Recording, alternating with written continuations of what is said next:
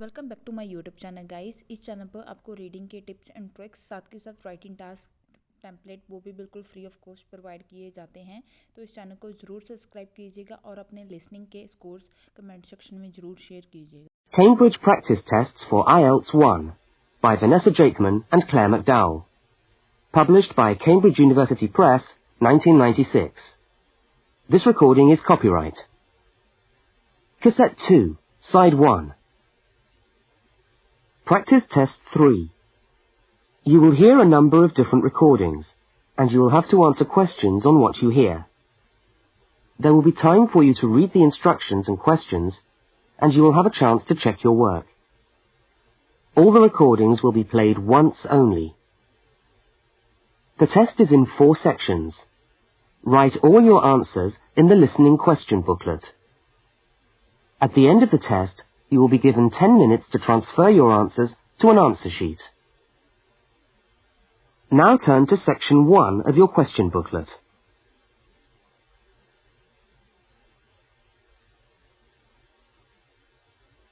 Section 1. You will hear a student inquiring about parking facilities. First, look at questions 1 to 4. For each of the questions, 4 alternatives are given. Decide which of the alternatives, A, B, C, or D, best fits what you hear on the tape, and circle the appropriate letter.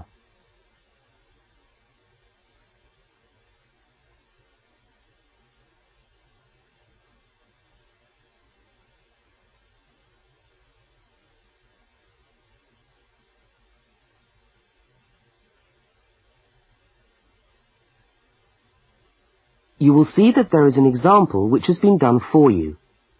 On this occasion only, the conversation relating to the example will be played first.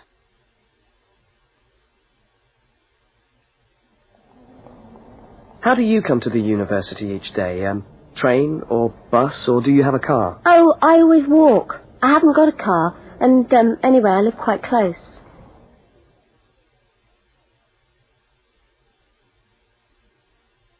The woman says she always walks, so C has been circled. Now we shall begin. You should answer the questions as you listen, because you will not hear the recording a second time. Now listen carefully to the first conversation, and answer questions 1 to 4. How do you come to the university each day? Train or bus, or do you have a car? Oh, I always walk. I haven't got a car, and anyway, I live quite close. Do you know anything about parking rights on the campus? I was wondering whether students are allowed to park their cars on campus or not. Yes. I think it's possible for postgraduate students, but not for undergraduate students. That doesn't seem very fair. No, I suppose not. But simply isn't enough room on the campus for everyone to park. Do you need a parking permit? Yeah, I believe you do. Where do I get that from? I think you can get a parking sticker from the administration office. Where's that? It's in the building called Block G, right next to Block E. Block G? Yeah. Oh, right. And what happens to you if you don't buy a sticker? Do they clamp your wheels or give you a fine? No, I think they tow your car away. Oh, really? Yeah. And then they fine you as well, because you have to pay to get the car back. I'd better get the sticker then. Yeah. Where exactly is the administration office again? I'm new to this university and I'm still trying to find my way around. Right. You go along Library Road, past the tennis courts on your left and the swimming pool on your right. Yeah. And the administration office is opposite the car park on the left. You can't miss it. So it's up Library Road, past the swimming pool, opposite the car park. Right, I'll go straight over there. Bye, and thanks for the help.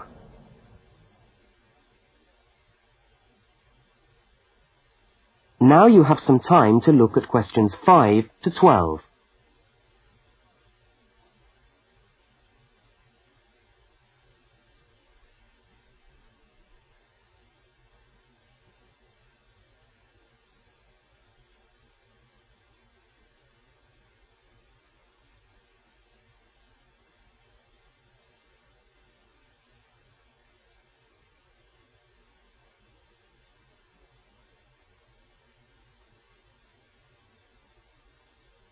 As you listen to the next conversation, complete the application form in the spaces numbered 5 to 10 and answer the questions numbered 11 to 12.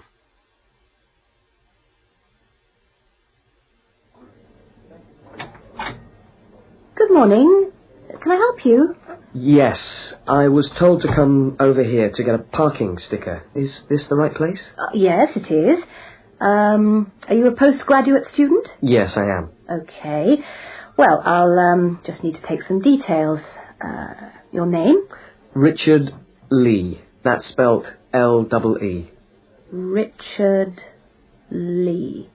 And the address? Flat 13, 30 Enmore Road. How do you spell Enmore? E-N-M-O-R-E. And that's in the suburb of Newport. N-E-W-P-O-R-T. Mm-hmm. Faculty? I beg your pardon? Which faculty are you in? Oh, architecture, the Faculty of Architecture. Right. And the registration number of your car? Let me see. LXJ50... Oh, no, sorry. I always get that wrong. It's LJX058K. LJX508K? No, 058K. And what make is the car? It's a Ford. A Ford. Fine. Well, I'll just get you to sign here, and when you've paid the cashier, I'll be able to issue you with a sticker. All right. Where do I pay? Just across the corridor in the cashier's office. Oh, but it's 12:30 now, and they close at 12:15 for lunch. But they open again at 2:15 until 4:30. Oh, they're not open till 2:15. No. When you get your sticker, you must attach it to the front windscreen of your car. I'm afraid it's not valid if you don't have it stuck on the window. Right, I see. Thanks very much. I'll just wait here then.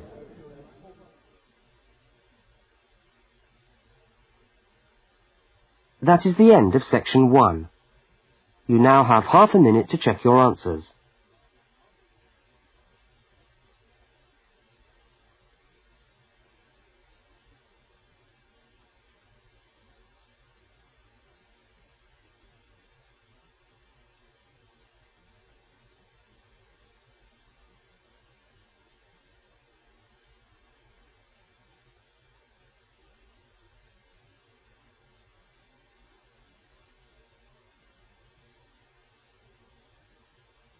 Now turn to section 2.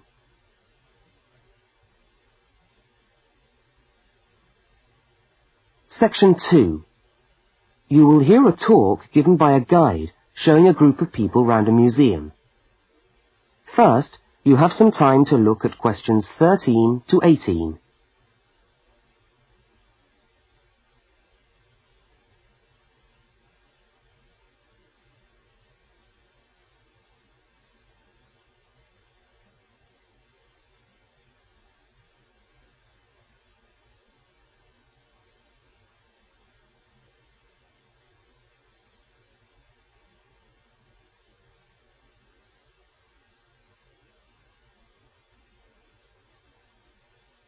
Now listen to the guide and complete the notes by filling in the numbered spaces 13 to 18.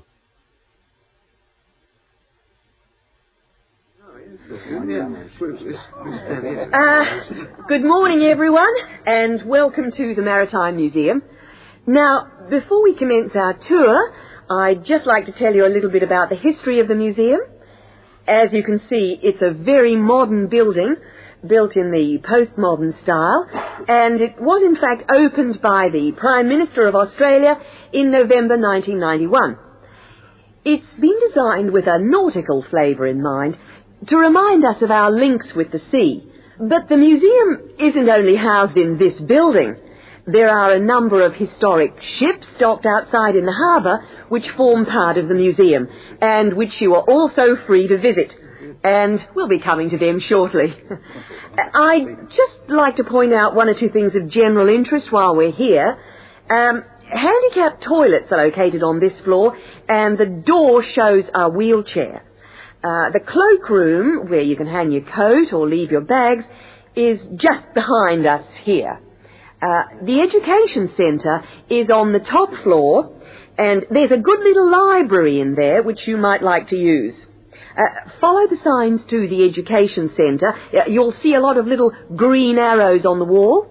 The green arrows will take you there.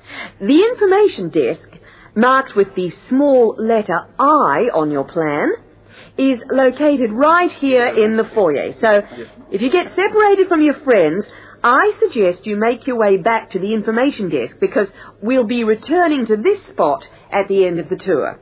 All right? Now, if you look out this window, you should be able to see where the museum's ships are docked. If you want to go on a tour of the old ship, the Vampire, she's docked over there, and you should meet outside on the quay. However, a word of warning: I don't recommend it for the grandmas and grandpas, because there are lots of stairs to climb. Right now, let's move on. Oh, I almost forgot to give you the times for that tour. Now, tours of the Vampire run on the hour, every hour, all right? Now look at questions 19 to 23.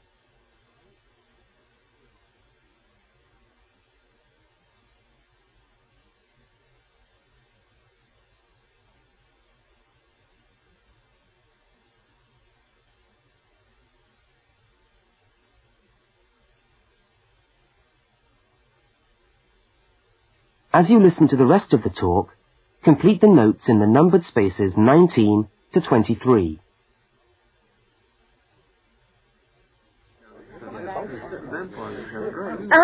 Let's take a walk around the museum now. The first room we're coming to is the theatre. This room is used to screen videos of special interest, and we also use it for lectures. There's a continuous video showing today about the voyages of Captain Cook, so come back here later on if you want to learn more about Captain Cook. Now, we're moving along the gallery known as the Leisure Gallery. This is one of our permanent exhibitions, and here we try to give you an idea of the many different ways in which Australians have enjoyed their time by the sea. Surfing, swimming, life-saving clubs, that's all very much a part of Australian culture. At the end of this section, we'll come to the picture gallery, where we've got a marvellous collection of paintings, all by Australian artists. I think you can buy reproductions of some of these paintings in the museum shop. They're well worth a good look. Now, we're coming to the Members' Lounge. Now, as a member of the museum, you would be entitled to use the Members' Lounge for refreshments. Membership costs $50 a year or $70 for all the family. So it's quite good value, because entry to the museum is then free. And down at the far end of this floor, you'll find the section which we've called Passengers and the Sea. In this part of the museum, we've gathered together a wonderful collection of souvenirs from the old days when people travelled by ship. You'll find all sorts of things there: old suitcases, ship's crockery, first-class cabins decorated in the fashion of the day. Just imagine what it must have been like to travel first class.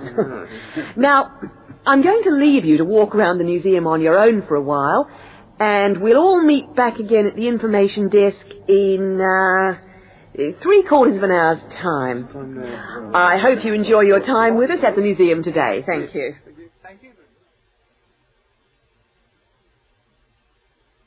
That is the end of section 2. You now have half a minute to check your answers.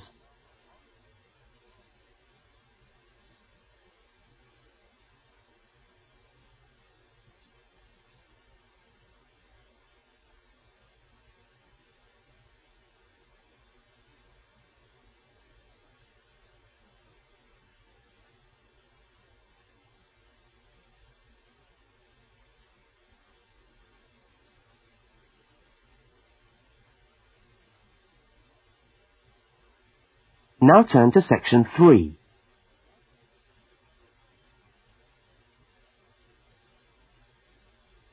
Section 3. In this section, you will hear a university student, Mark, talking to a tutor and another student about a topic he has studied. Now look at questions 24 to 32.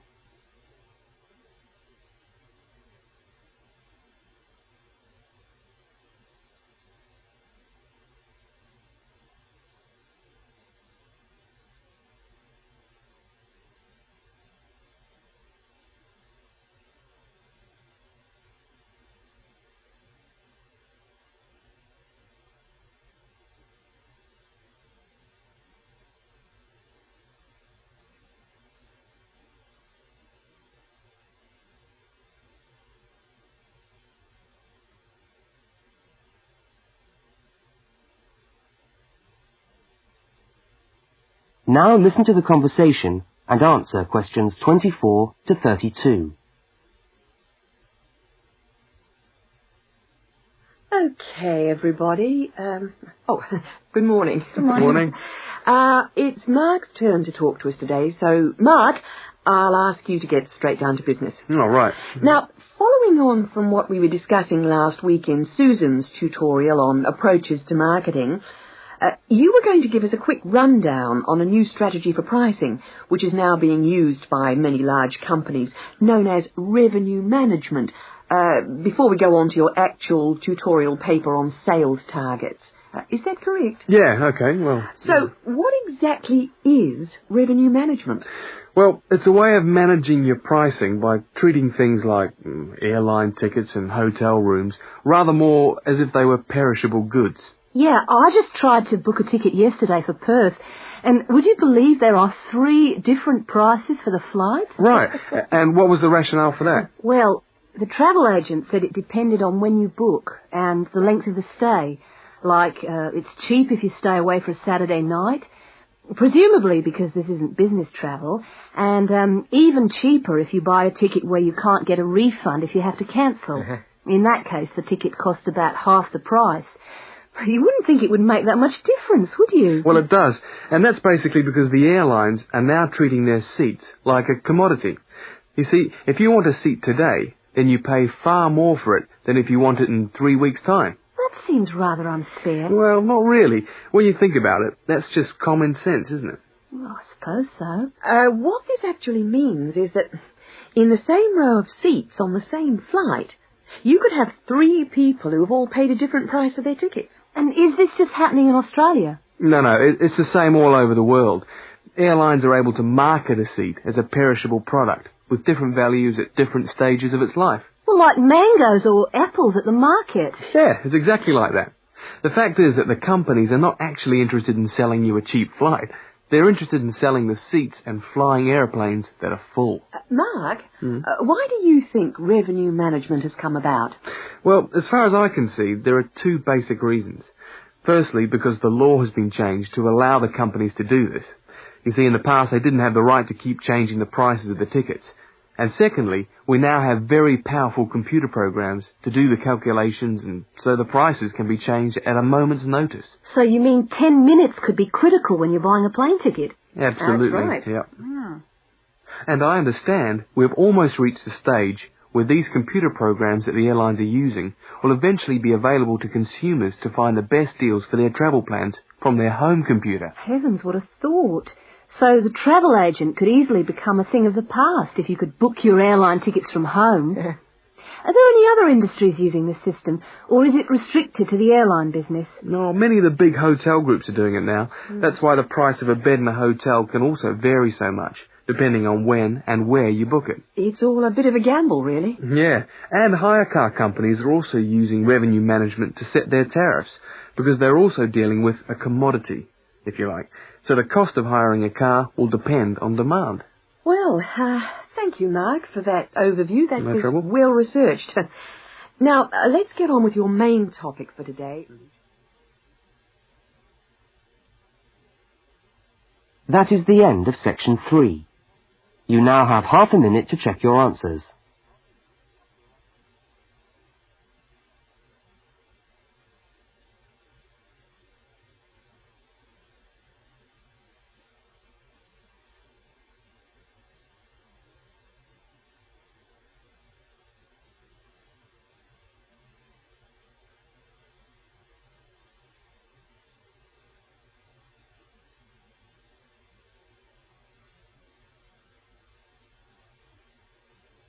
Now turn to section 4.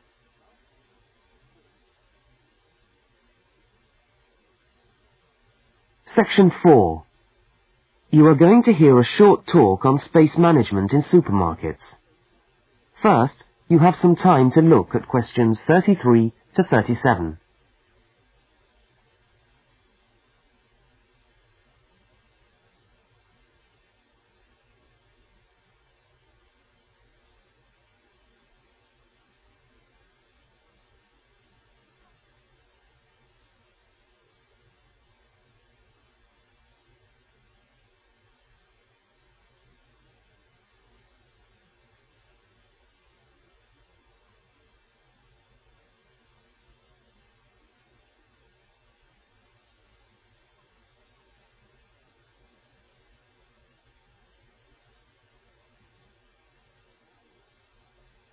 Now listen to the first part of the talk and complete the table by filling in the numbered spaces 33 to 37.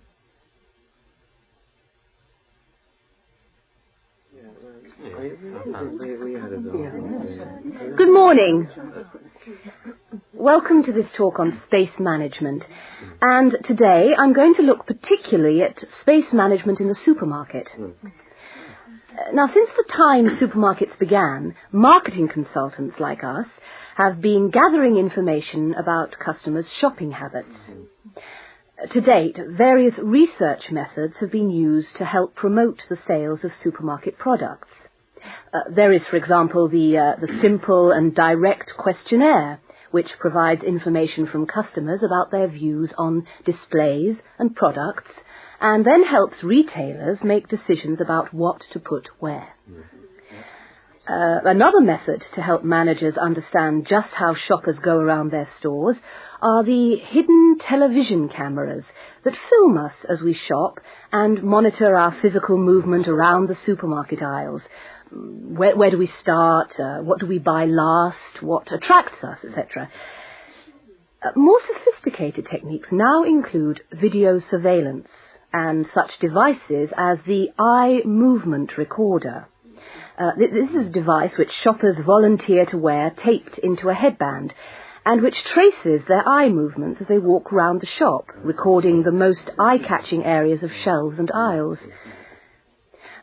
But with today's technology, space management is now a highly sophisticated method of manipulating the way we shop to ensure maximum profit. Supermarkets are able to invest millions of pounds in powerful computers which tell them what sells best and where. Now, an example of this is Spaceman, which is a computer program that helps the retailer to decide which particular product sells best in which part of the store. Now, Spaceman works by receiving information from the electronic checkouts, where customers pay, on how well a product is selling in a particular position. Spaceman then suggests the most profitable combination of an article and its position in the store. Now you have some time to look at questions 38 to 42.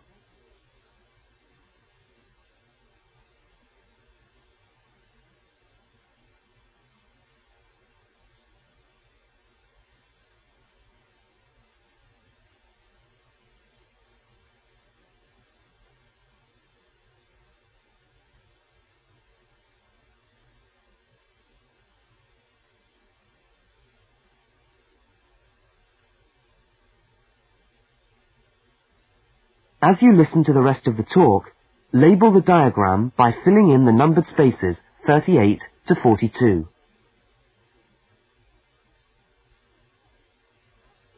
So, let's have a look at what we know about supermarkets and the way people behave when they walk down the aisles and take the articles they think they need from the shelves. Now, here's a diagram of one supermarket aisle and 2 rows of shelves. Here's the entrance at the top left-hand corner. Now, products placed here at the beginning of aisles don't sell well.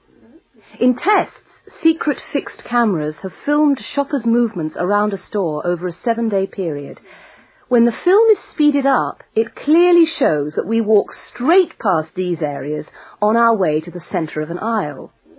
Items placed here just don't attract people.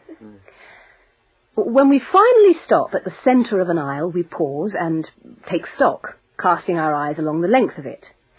Now, products displayed here sell well and do even better if they're placed at eye level so that the customer's eyes hit upon them instantly. Products here are snapped up, and manufacturers pay a lot for these shelf areas, which are known in the trade as hotspots. Naturally, everyone wants their products to be in a hotspot.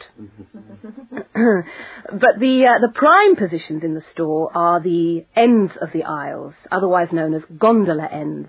Now, these stand out and grab our attention. For this reason, many new products are launched in these positions, and manufacturers are charged widely varying prices for this privileged spot. Also, the end of an aisle may be used for promoting special offers, which are frequently found waiting for us as we turn the corner of an aisle. Well, now, eventually, of course, we have to pay. Any spot where a supermarket can be sure we are going to stand still and concentrate for more than a few seconds is good for sales. That's why the shelves at the checkout have long been a favourite for manufacturers of chocolates. Perhaps the most surefire impulse food of all.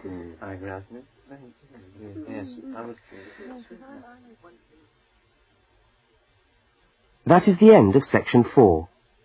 You now have half a minute to check your answers.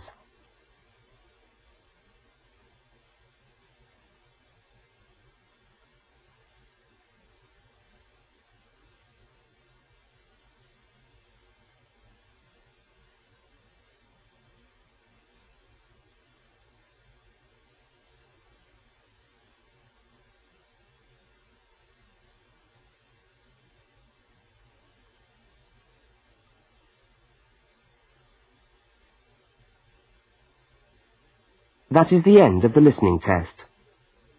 You now have 10 minutes to transfer your answers to the listening answer sheet.